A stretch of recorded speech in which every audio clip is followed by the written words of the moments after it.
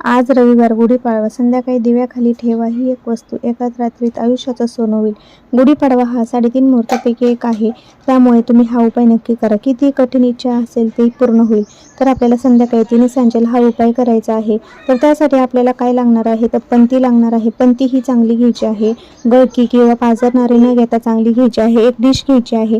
डिशमध्ये आपल्याला कुंकू, हळद, पाणी मिक्स करून स्वस्तिक काढून त्यावर धने टाकून आपल्याला मातीची पंती ठेवून त्यामध्ये आपल्याला तुपाचा वापर करायचा आहे. तूप टाकून त्यामध्ये डबल वाट टाकून हा दिवा आपल्याला देवघरामध्ये माता लक्ष्मी समोर प्रज्वलित करायचा आहे. त्यानंतर आपल्याला वर्णमंत्राचं 108 वेळा पठण करायचं आहे आणि हा दिवा रात्री 12 वाजेपर्यंत चालेल याची आपल्याला काळजी घ्यायची आहे. असा हा उपाय तुम्ही आज रात्री नक्की करा. आयुष्याचं सोनं होईल. किती कठीण इच्छा तुमच्या पूर्ण होतील.